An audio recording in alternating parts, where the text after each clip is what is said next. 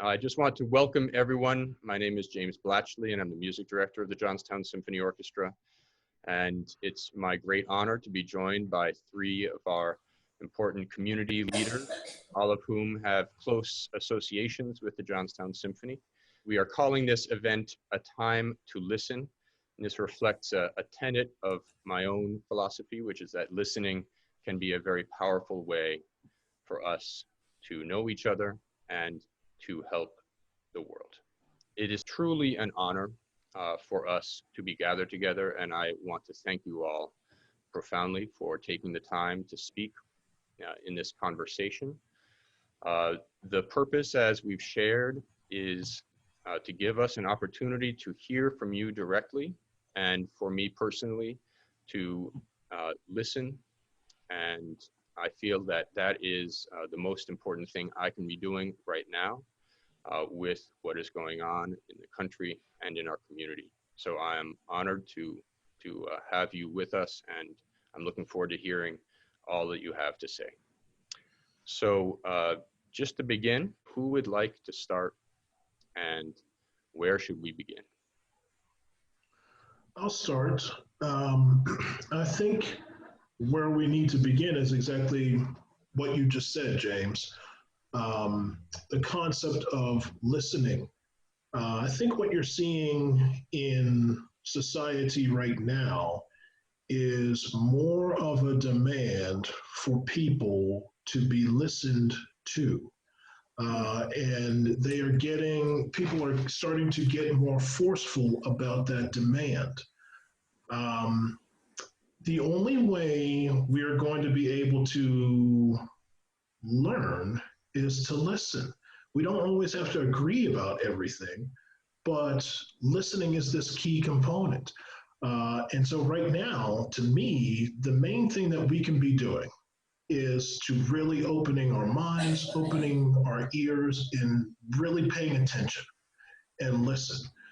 Music is going to help us do that as soon as we can get back to being able to offer it and perform it in the way that we normally do. But even right now, there are musical things out there that people are relying on and using to help force people to begin to listen. So for me, right now, the most important thing we literally can do right now is to really pay attention and listen with open minds and open hearts and open ears. That's the critical part of it to me, not just like non-active listening. Really pay attention. Thank you, Jeff. I always have an opinion about things, so I guess I'll jump in next. The listening is correct, and I'm going to augment that by saying listening to who.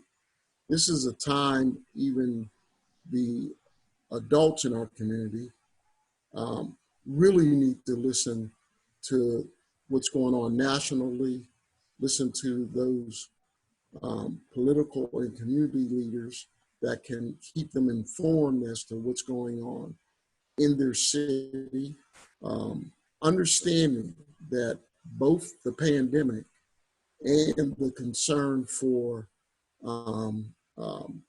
criminal justice in the Black community are very much items that we adults need to understand well, because the ballot box is in front of us for November. And I know as a voter, the more I'm informed, the better judgment I can make for voting when I vote, and vote in my own interest. So I know the political ads will be upon us, but some of those ads are misleading. They're driven in a direction just to get somebody elected. And I think we need to really listen to what the message is and understand whether that message is in our best interest, and then vote that way. Some things that are going to be highlighted may not be in your interest. And there may be a large hue and cry about the economy. I know I'm going to promote that being healthy and being safe is going to be at the forefront of who I'm voting for. And those folks need to understand that the economy will be fine and come back if we get over this pandemic, or if we get a vaccine that let us coexist with the virus itself. So my concerns will be for folks to vote in the interest that's going to keep our citizens safe, and are going to tell them the truth about what their condition is and what their risks are, and get us to behave in a way that avoids having that so far 115,000 citizens die from a disease that's in control right now. So until we get it under control, pay attention to that information and listen closely. So listening is a good message.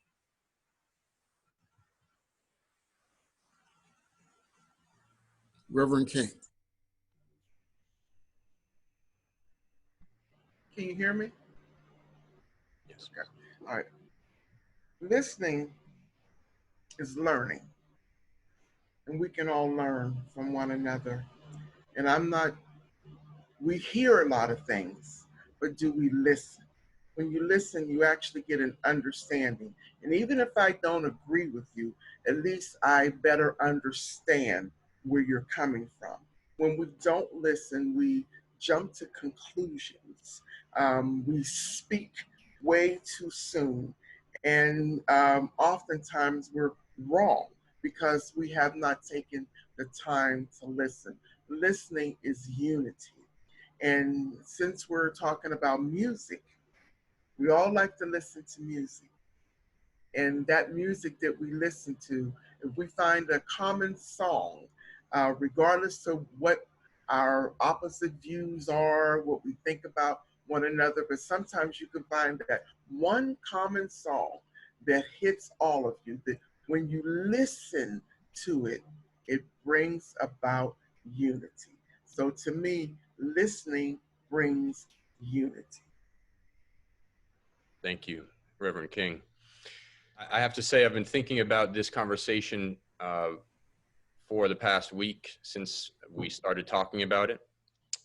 And there's so much that I realize I don't know what to say. My heart is full, but I don't know what to say. And I think the real reason I don't want to be one of the three panelists, I want to sit here and listen, is also because this isn't about how my process, this isn't about me or how I feel right now. This is about something that I cannot fully understand because it's not about me. I'm not saying I don't want to be a part of the solution. I'm saying I don't know what it's like to be going through what this time in our nation's history, the way the three of you do.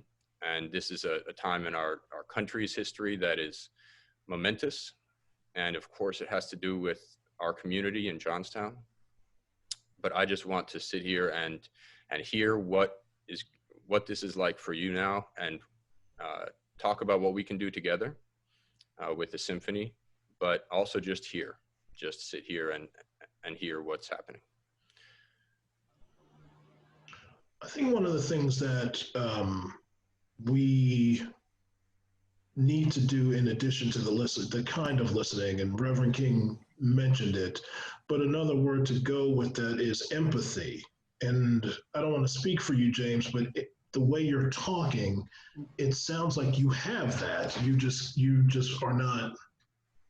You just didn't use that word, but you have empathy, and that, I think, in today's climate, that is a change to me to a certain degree. I think there's more empathy within this realm than there has been in the past.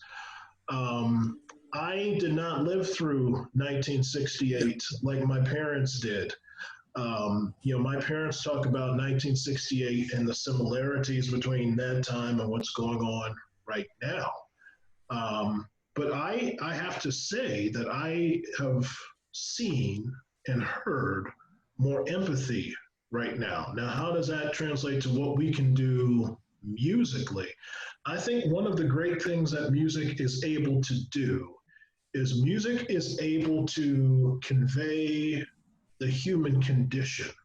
Music is able to convey emotions, what we as people are feeling.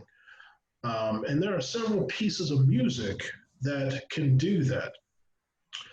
Pieces like that need to be programmed more often. I think we talked about, we were having a brief discussion about Black History Month and African American composers always being performed only during Black History Month. And James, to your credit, your stance is they should be performed all the time. And so Amen. we try to do that in several of our concerts and the programming. But there's got to be more of that programming. More programming involving the human condition needs to happen. Look, we all love Beethoven. Beethoven's important. Beethoven's great. Beethoven is one of the geniuses in music. But I think in a time like this, it'd be interesting to hear musical pieces that provide a sense of empathy within the human condition, in a way that if people actually listen and people actually understand, and you again use that word empathy, they can understand the plight of African Americans. They can understand the plight of Jewish people during the Holocaust. They can understand the different periods and the different difficulties and the different struggles that people at that moment are going through. So for me, I think musically speaking, the programming needs to, the programming should reflect that to a certain degree. And I think that there are plenty of pieces of music, even now, even if you have to go to a recording, that can do that for you. I have to agree with that, Jeff, that because a lot of the Facebook messaging, people are sending you songs that are reflecting the time of the day.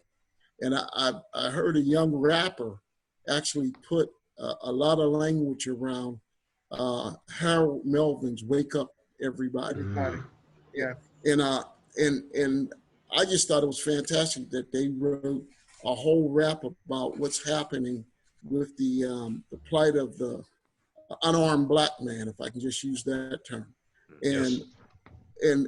and this song though by Harold Melvin was, I believe, written in the 70s, and he's just kind of using this language, wake up everybody, because it's happening today. Right. And music can tell a story and can tell a story that lasts and hold for the test of time.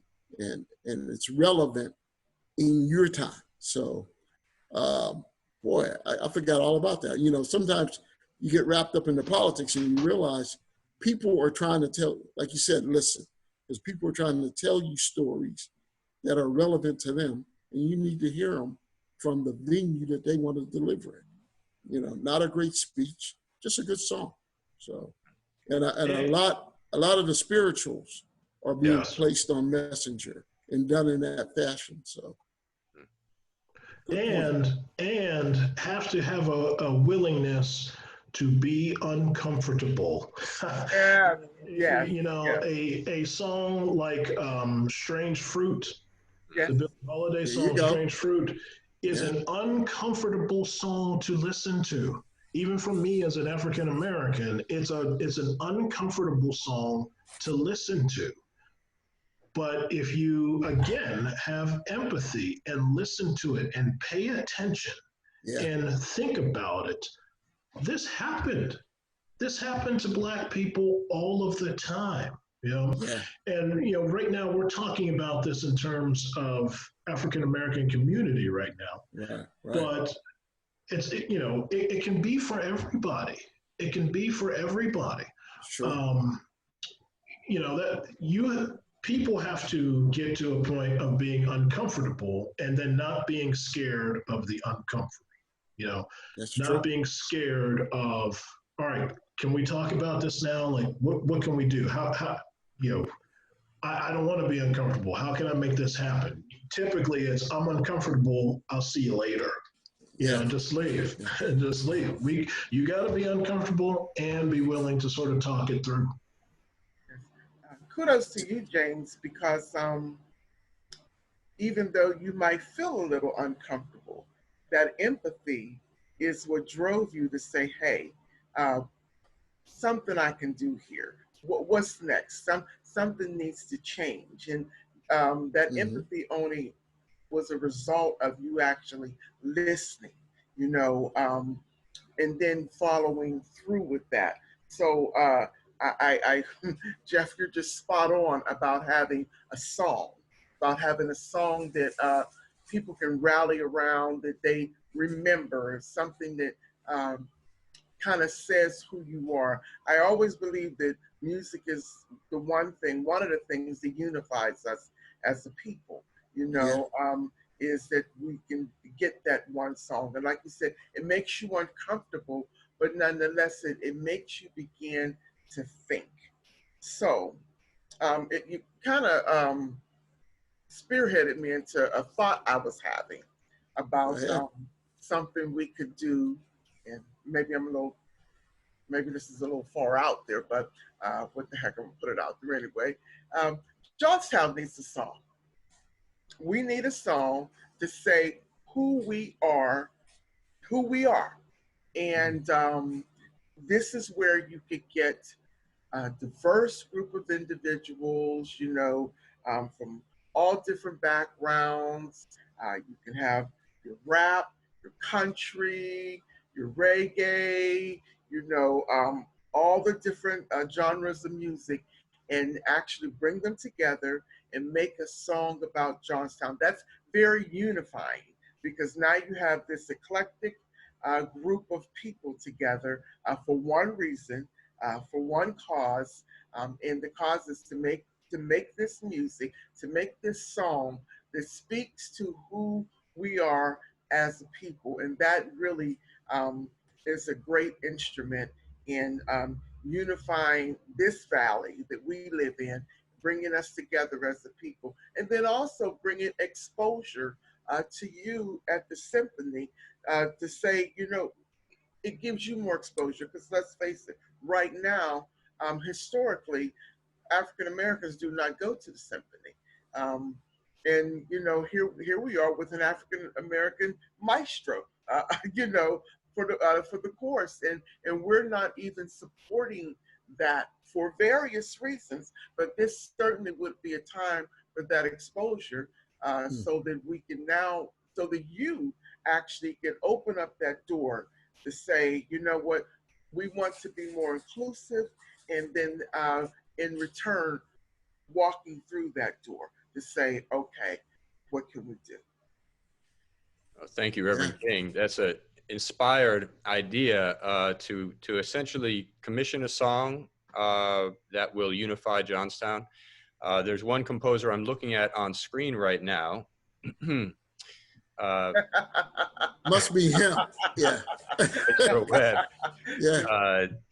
So I don't know if you'll take up the call from Reverend King, Maestro Webb, but you know, that was thrown. The gauntlet was thrown down to him. He knows that because this has to. It's going to be something eclectic that reflects the culture of this community. He has great musicians to work with.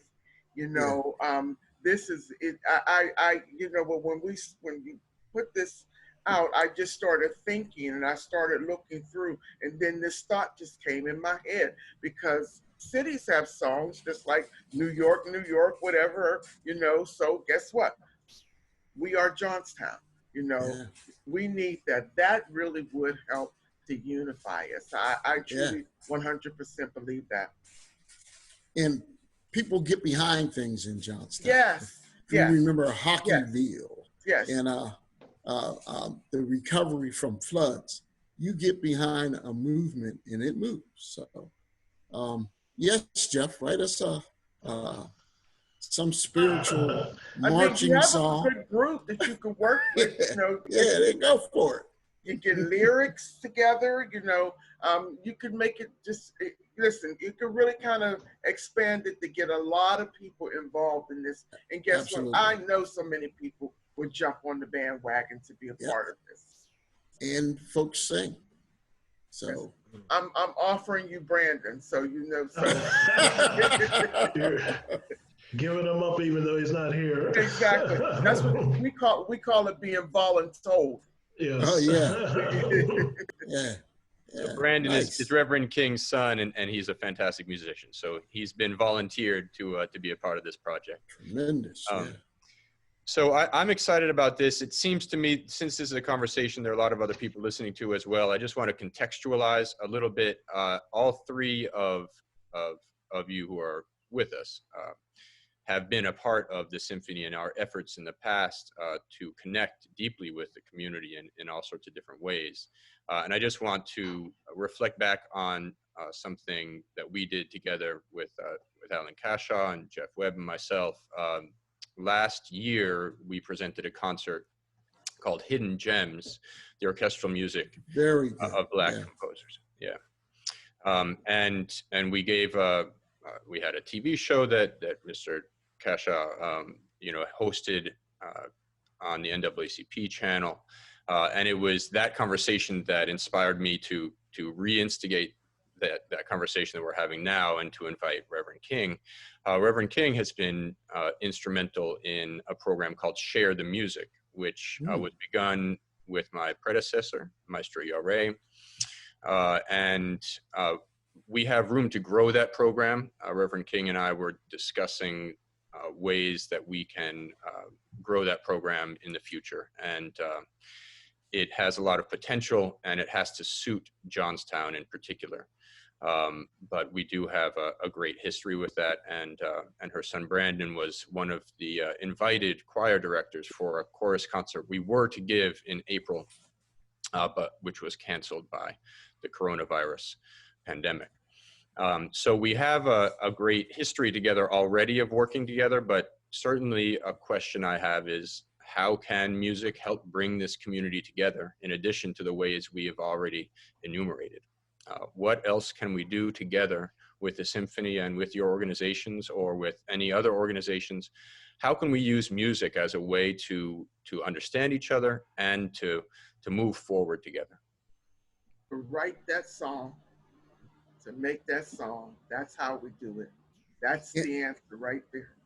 And I think music is a universal language. You don't get that confusion because you really feel it, and you feel what's happening with the music. So that's a great opportunity, as Reverend King said earlier, to unify the community, and not necessarily around one cause, but one feeling of that we all should respect and believe in each other, and let each and every one of us have an equal opportunity in life to live life to the fullest. And music can definitely inspire that. So I need to make one correction though. I think Atlantic Broadband would appreciate me saying that it's not the NAACP's Channel 9. It's their Channel 9 public access. We do a program every week at 7 o'clock on Thursday, and we highlight things. And we could have your group on because we can film them and then put it on for at least 20 to 25 minutes. And if it's so good, we can have part 2, to be continued. So, I mean, there's a great opportunity to create something and then have a venue to play it on. And the Access Channel is a great place to do that. And they advertise that you're going to be on and people will watch. So Atlantic Broadband, very good. Thank you, Mr. Cashaw. I meant to say program, but I said channel. So thank you for correcting me. That's all right. But tell us when you want to be on and we'll set that up. We don't film during the summer, but September, October, November, you could have your whole orchestra on broadcasted, So Thank you for the invitation. 30 minutes at a time. Yeah, go ahead. And Jeff, would you want to talk a little bit about your lecture series? And I know it's not exclusively for one group or another, but would you want to just talk about the plans you have going forward for that? We are trying to my goal is to try to make some of the music that we at the JSO perform more accessible to everybody. And as Reverend King mentioned earlier, there's knowledge to be gained by listening.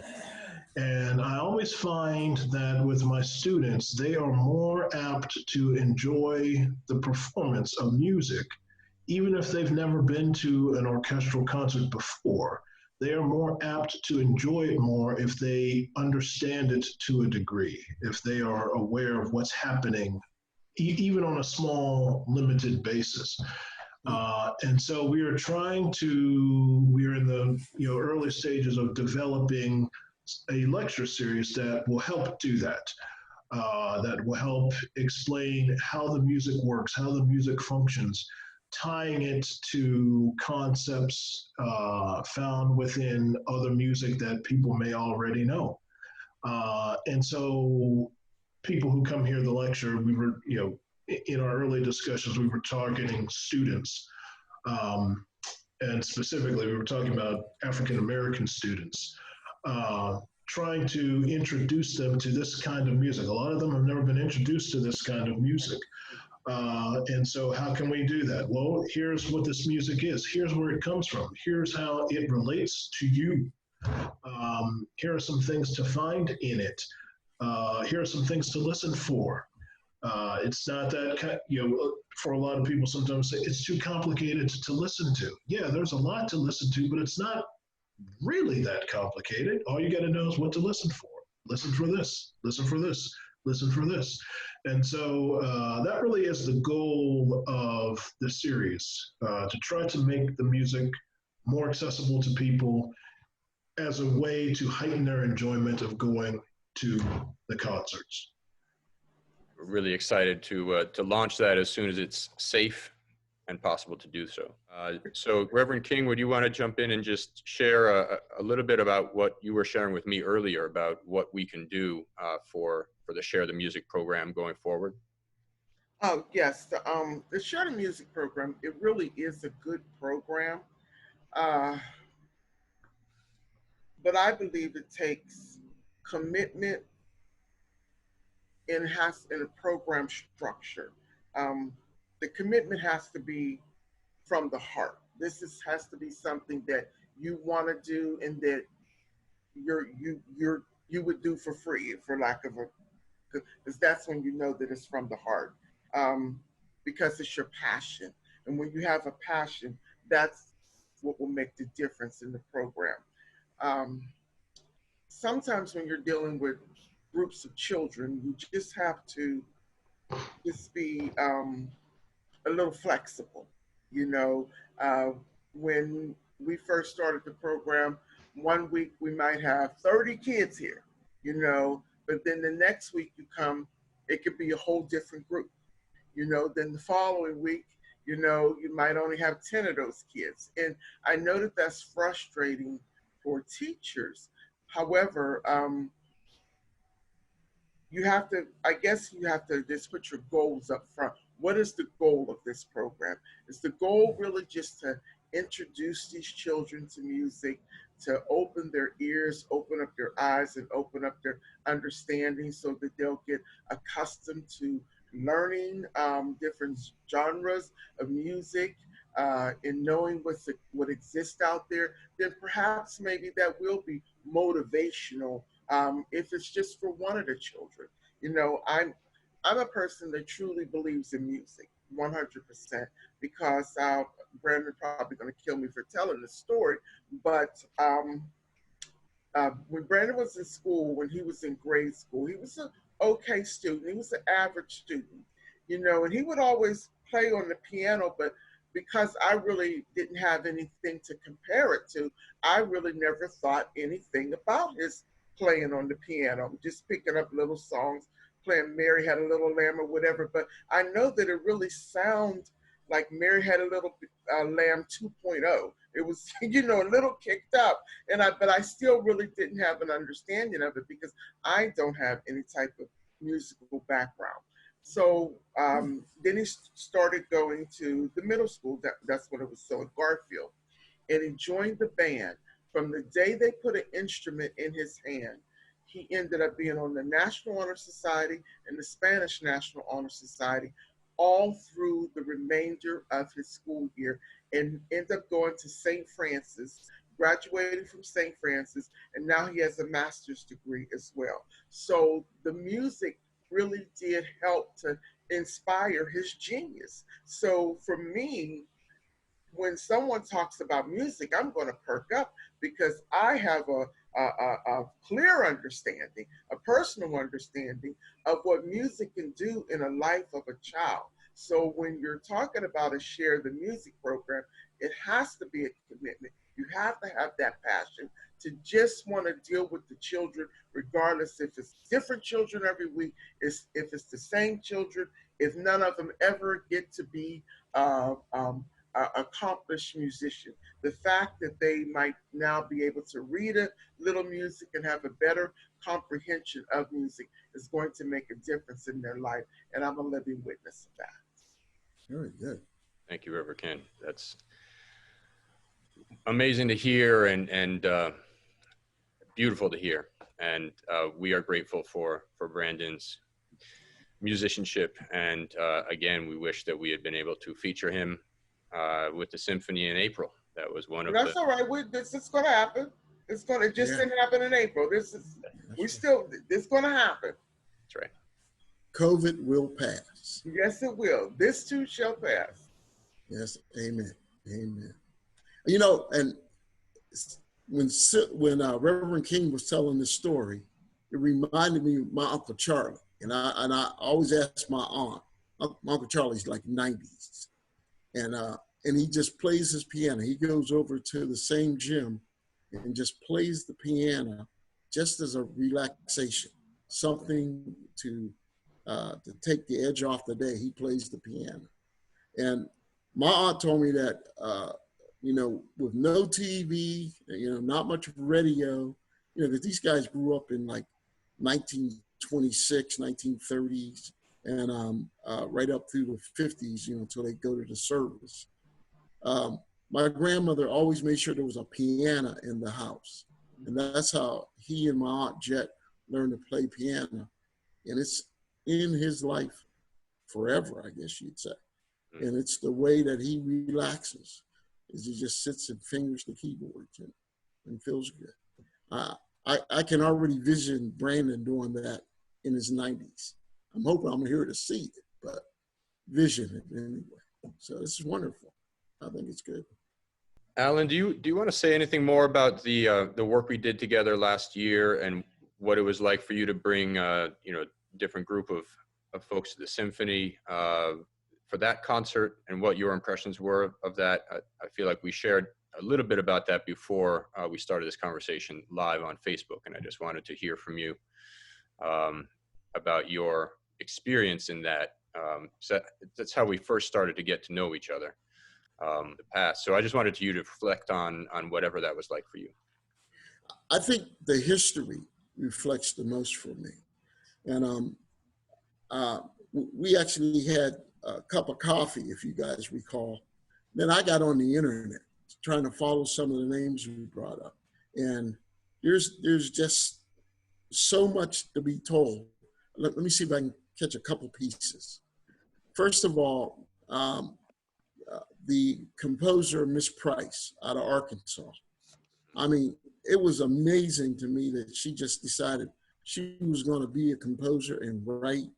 And then as I followed her right through the internet into Chicago, and to this day, they found pieces that she wrote back in the 60s, I guess, or even in the 50s, you know, that never got published, but they were discovered, you know, as her belongings in Chicago. Her name was Florence Price, if I'm not mistaken. Just, you know, outstanding information that I'd have never understood. unless we had that conversation. And then the gentleman that they made this book about, this movie about, the Green Book, much to say the story was about the driver driving a black musician around the South, but find out that he's a classical musician and he just writes classical music. It's just simply amazing to me. And I guess one of the highlights of his story was he walked out of a concert, I guess because they didn't want him to play classical music, but my whole point was that can belong to anybody. There's no race barriers to being able to be a classic musician. And I don't know if anybody would like Beethoven less if he was from South America or something. So to me, music is universal, common language. You either like it or you don't. It's not a point, I don't like it because James Blachly wrote it. It's a matter, it's either good music or it's not. So, and that became apparent to me when I was in college. And somebody would put their speakers in the window and just play for the quad. And you find that more than just you like that music. And folks are, you just start tapping your feet, then you start singing the song. So music just has that, I'll grab you when you don't expect it, and I'll hold your attention, even though you don't think you like classical music. All of a sudden you realize a lot of my rap is written by sampling classical music. So, it's an eye opener, and it's worth people doing, and it's worth looking up the history because there's great history behind it. So, and for all you folks out there, James and Jeff have a seminar they want to present to you. We tried to present it about 4 or 5 times now as a church tea, and the weather has shut us out 4 times, and now COVID shut us out this year. So you will sooner or later get this seminar on Black composers, but it's something that you want to hear. And as I say, it's great. Now the music, it surprised me that the music was sometimes the theme music for for cowboy shows that I watched as a kid and did not know there were Black composers that wrote the music. So here's a poke in the eye, is that you're sitting around saying, boy, I love this music to whatever the cowboy was. And then I heard him playing it by one of the Black composers at the concert. I'm saying, I know that song, and it's it just surprises you that music penetrates so many places of your life. And you may hear a jingle on the radio and find out a composer, a serious composer who wrote the song, has a whole movement of music behind that jingle. So music is universal. I can't say that enough. Thank you, Alan. I want to pass to you, Jeff, but I wanted to touch on a few things that Alan talked about. Florence Price's music has been celebrated across the country now with orchestras performing her music. We played her symphony and we had been programming her piano concerto, but she's getting programmed more and more now. She's an incredible composer, and her story is an important one. As you say, the history of growing up in Little Rock, Arkansas, and then moving to Chicago, and she won the Wanamaker Prize. And her music and some other pieces inspired me to delve into the history that you and I were talking about, Alan, and with Jeff. And I just want to hold up, you mentioned 2 kinds of music, good and bad, and that's Duke Ellington. And so this is a book called, right here, that you can see, International Dictionary of Black Composers. There's 150 composers in the book, and 78 of them are composers for orchestra.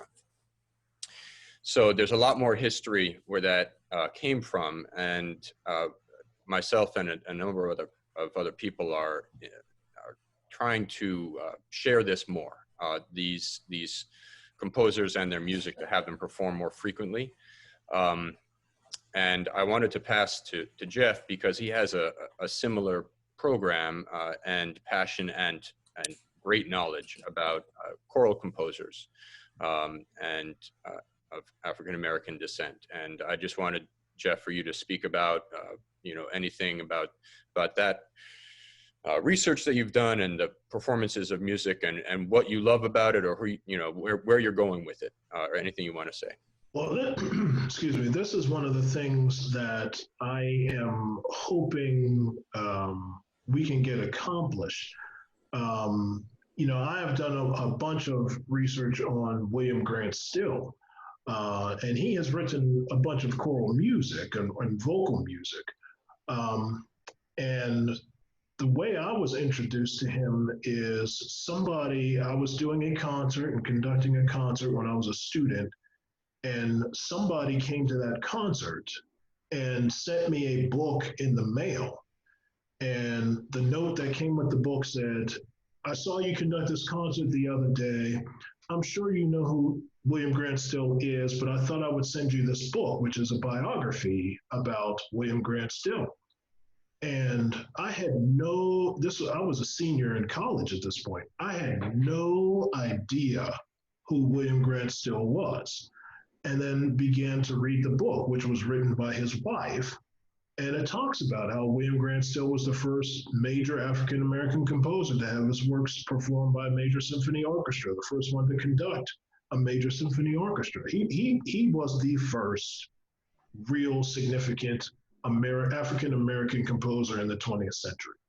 And I was like, how am I a music major, gone through 4 years of classes as a music major, and have never heard of this guy?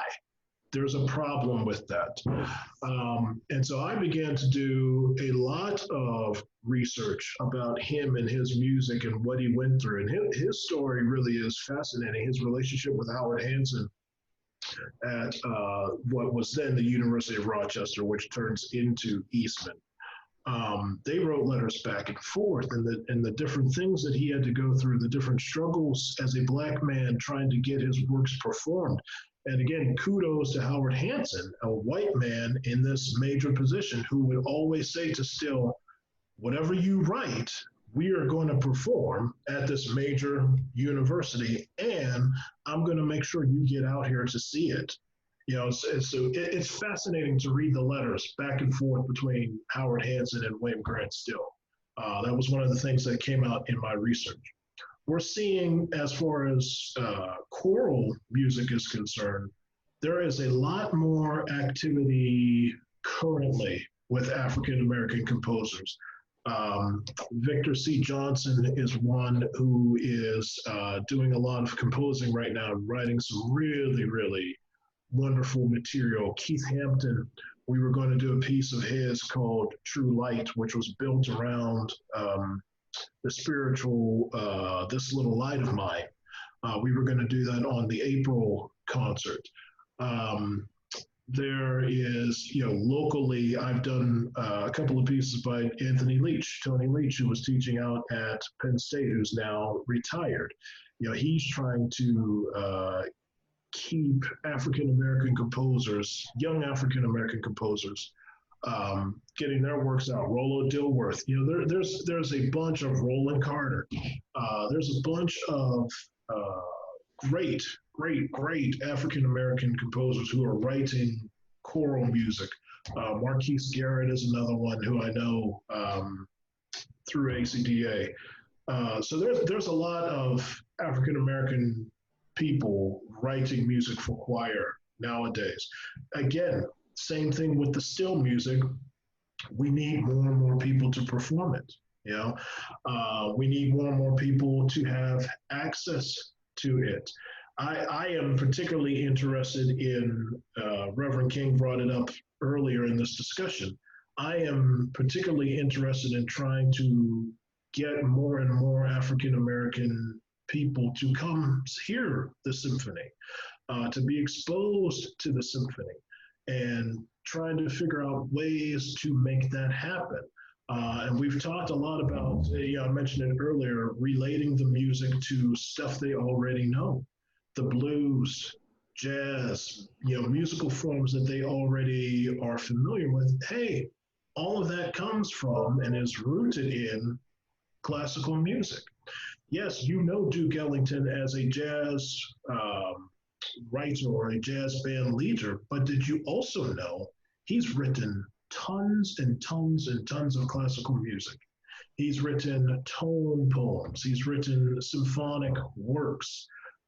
Did you know that William Grant still, even though this is a symphony, it's rooted in the blues, a song form that is very, very familiar to the African American community.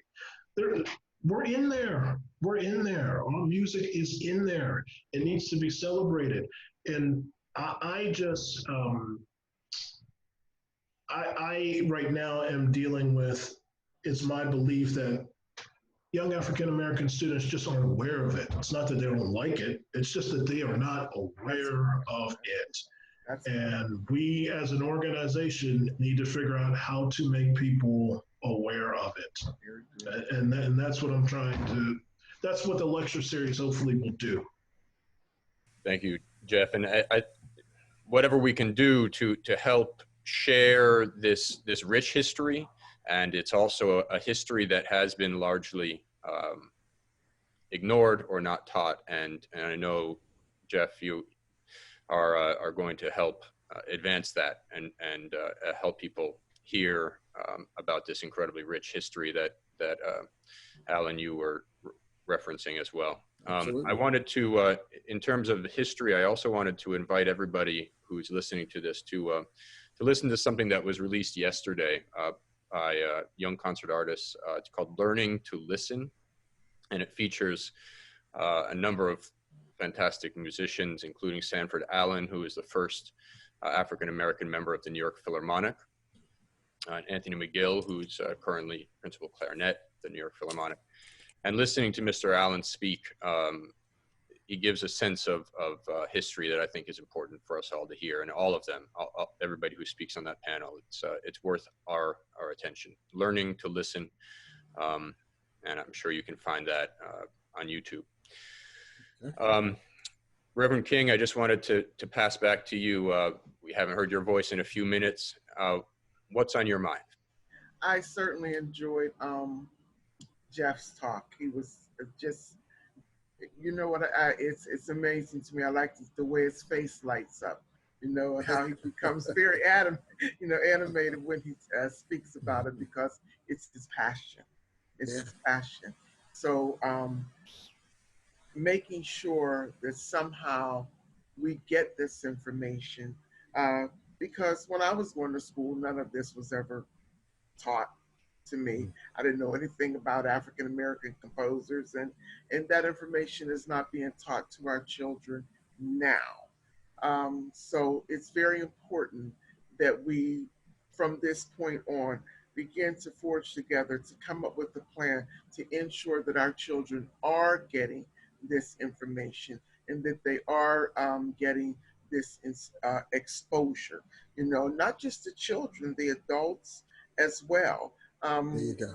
We have a lot of talent in this town, musical talent, people that can sing, and people that play instruments, and they perhaps maybe really never had that educational piece that they needed maybe to take their talent to the next level. So I'm believing God that there's something, a plan, a program that we can come up with where we can begin to now push forward and bring that educational piece to them so that they can, it will help them to foster the skill that they have.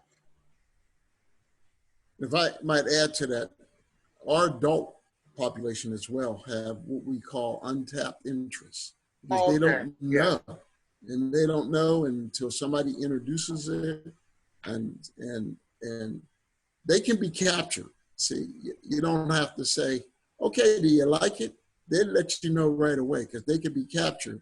And when you hook them, you got them, And most of the music they like today has what I heard some musicians call a hook.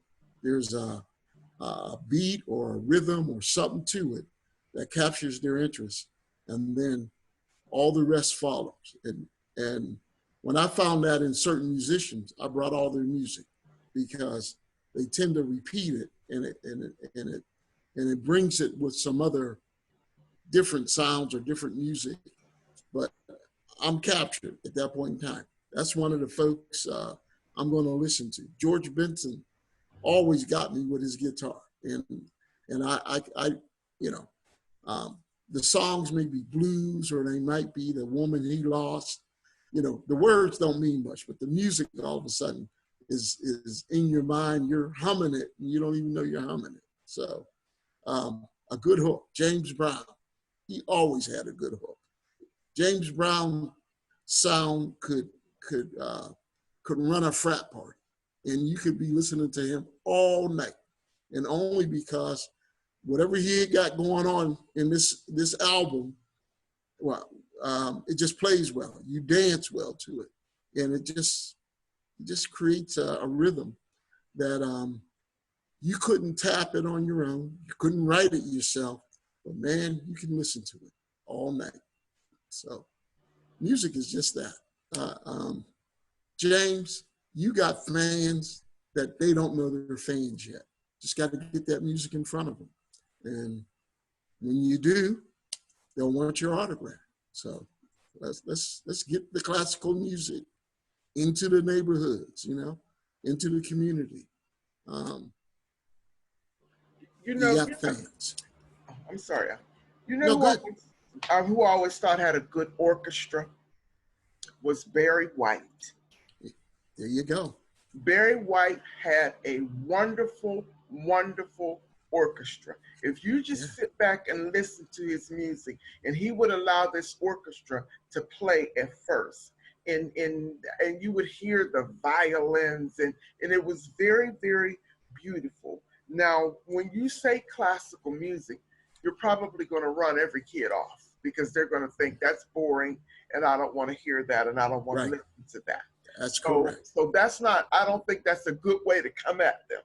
You know, you're going to have to come at them in a manner where you're going to have to meet them where they are, you know, and then back them down or bring them into it, because so much of what they listen to now, some of it is just beats or whatever they call it. I don't know, because I'm really not a musical person, you know, and I kind of left off the R&B scene back in the 80s, but nonetheless, I hear what they listen to now, and a lot of it is just repetition.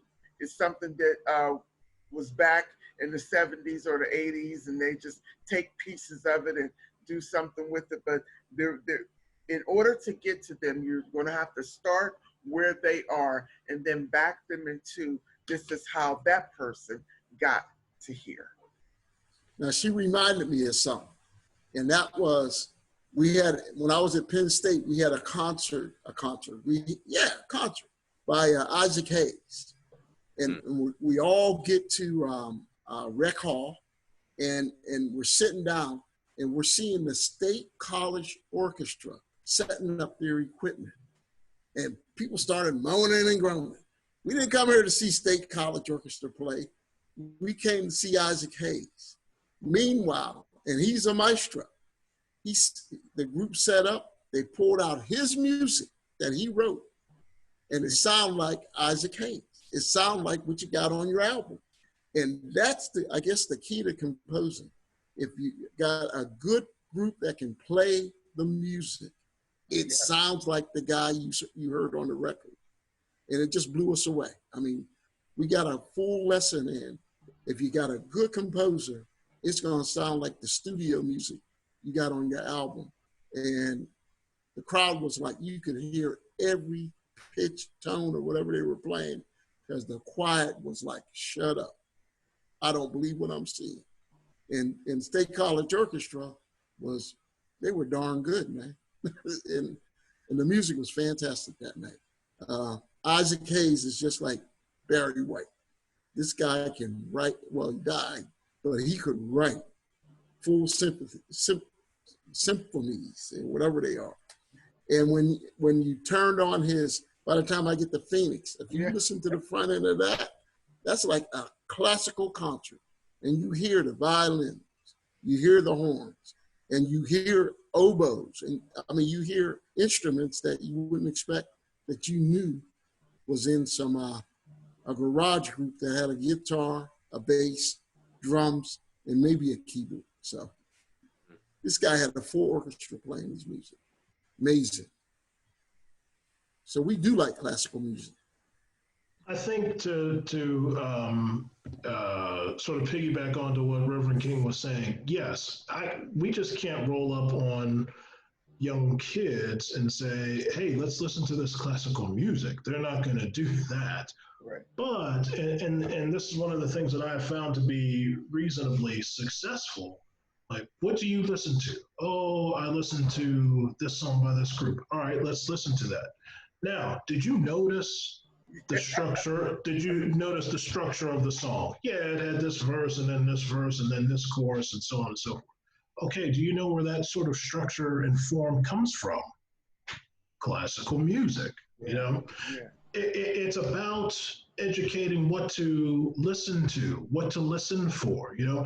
I tend to use popular music as a way to describe classical form a lot of the time, you know, or song form a lot of the time, and then go back and relate it to classical music. We can do this. Yes. I am not intimidated about the word classical music, you know.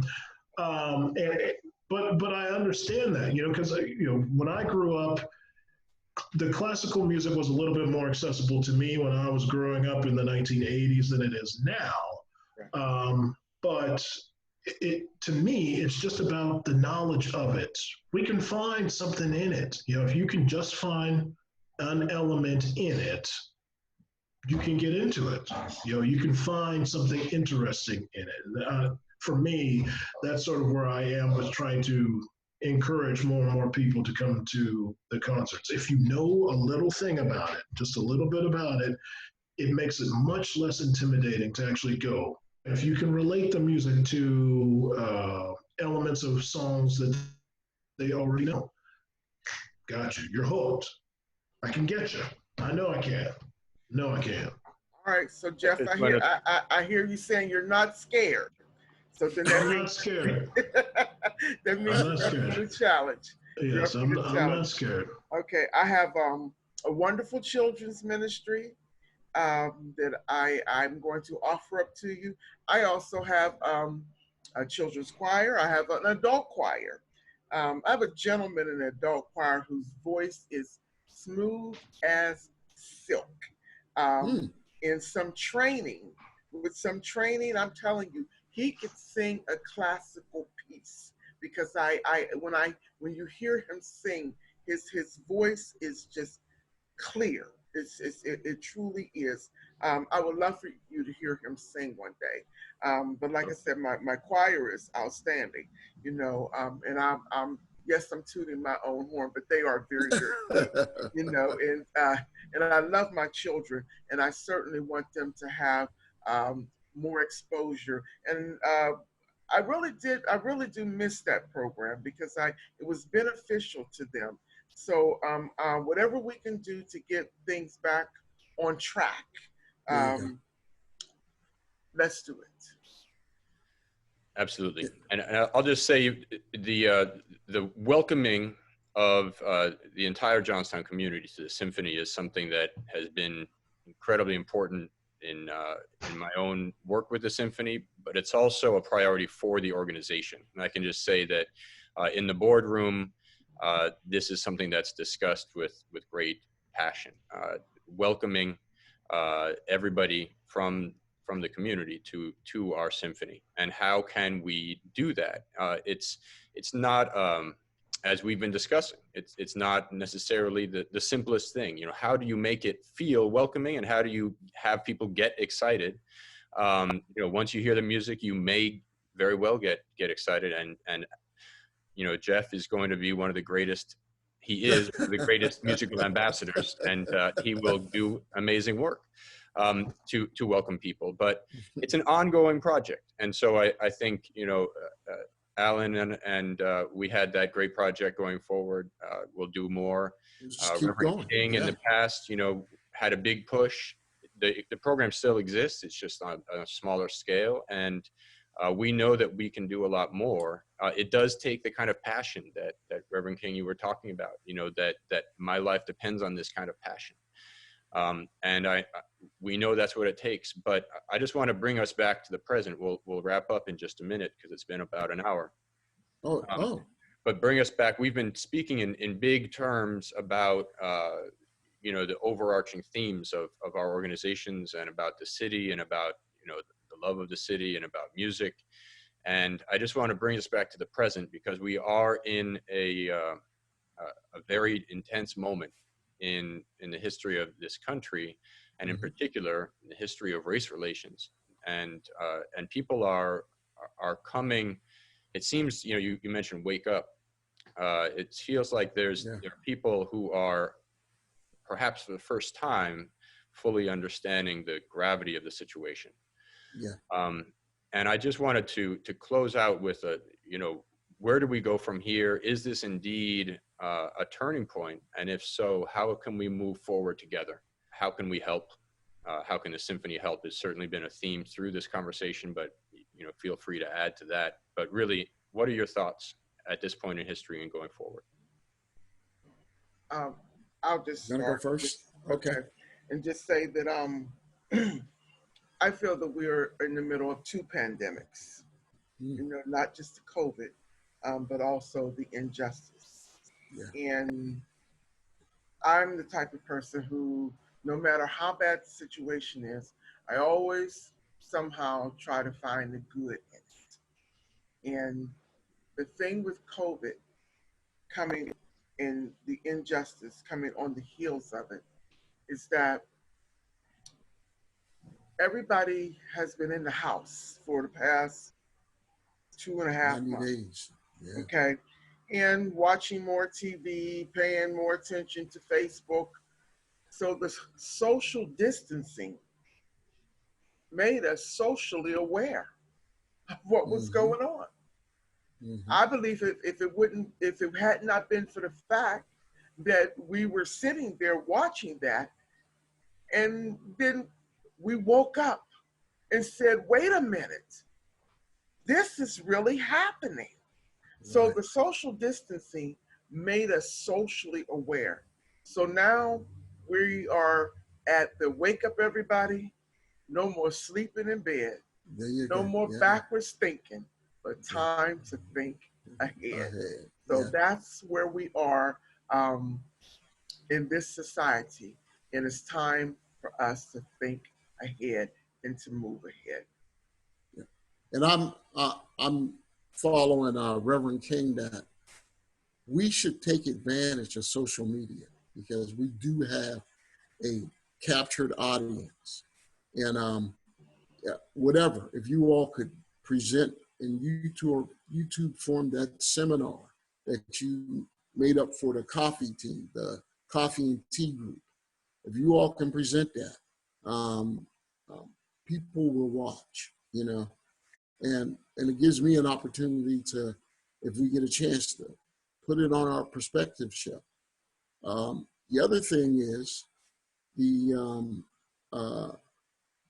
I see church choirs performing in one box at a time, you know, on some of these messenger that we get.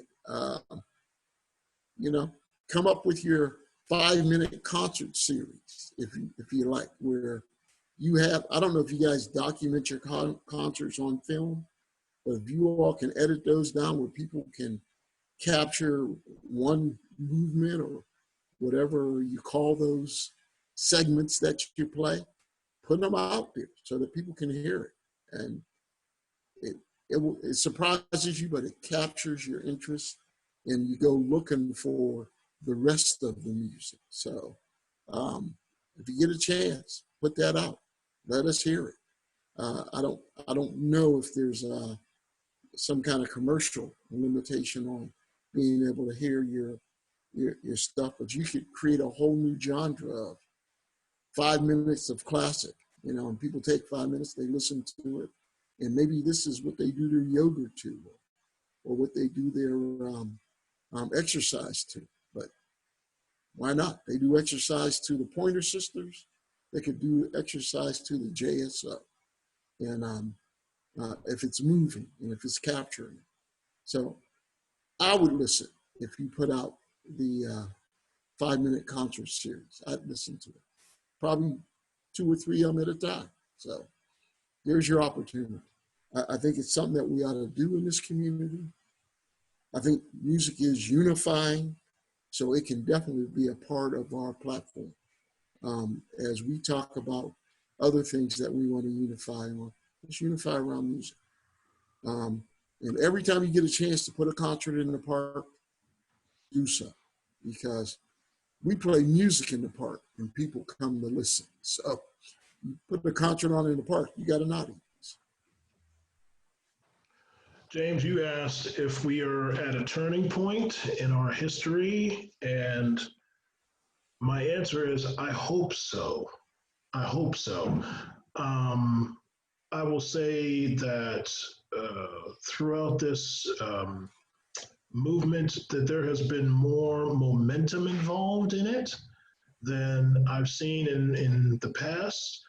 That's very encouraging to me. I think more people in power are speaking up. That's encouraging to me. If I can be frank, I think more white people are speaking up, and that's important. And again, to sort of make it full circle, I think there's a level of empathy involved that I haven't seen up until this point. So are we at a turning point? I think so, or at least I hope so. As a symphony, again, full circle, I think it's important for us to listen. I think we at the JSO, and again, thanks, James, for hosting this and doing this, we really want to figure out how we can use our platform to build community, to bring the community together. And the only way that we can listen to make that happen is for people to tell us what they're thinking. So I would encourage people to contact the Symphony. We have our website, johnstownsymphony.org. You can email the Symphony, info@johnstownsymphony.org. Email us thoughts. Email us, you can check out the Music That Heals playlist that Maestro Blachly began. You can contribute to that. You can send us possible programming ideas or concepts. You can say, hey, I think it would be interesting for the symphony to be involved in this way, or try to do this, and so on and so forth. The only way we are going to be able to try to build these bridges is to know where they're at. Okay. And for us to do that, we need to hear from people. I'm especially keen to hear from people. How can we make better ties in the African American community? How can we make the orchestra and the chorus more accessible to people? What other initiatives can we possibly create to improve the community in Johnstown? We need people to let us know. We need people to let us know what they're thinking, what their ideas are, and then maybe we can try to build off of those. But we won't be able to do those things if we don't know about them. So we, as part of our job as listening, we need people to give us something to listen to. Okay. Well, I agree to help build a bridge. Sounds like it's a bridge that you're asking for. So, and I think Reverend King is interested in building a bridge. So we'll take you up on that challenge, Jeff. And hopefully you get all the emails you want. Absolutely. Well, thank you. It seems like a good place to end this part of the conversation. It's just been a tremendous pleasure to hear from all of you and to keep building this relationship deeper. We have connections, we have history, we have work that we've done together in the past, but we're talking about moving forward and doing that in a way that deepens this relationship, deepens our engagement and our involvement. And as Maestro Webb is saying, you know, welcome in a whole new way, to be an ambassador, to build a bridge, as you say, Mr. Cashaw, and Reverend King, to deepen our commitment to share the music. But we want to know other ways we can help. And the music we perform, you know, this has been something we've been thinking about, but I think it's all about relationship. I think it's all about deepening these relationships. So thank you for joining us, for sharing your thoughts, and much more to come. Thank you, James. Bye, everybody. Thank you. Blessings. God bless.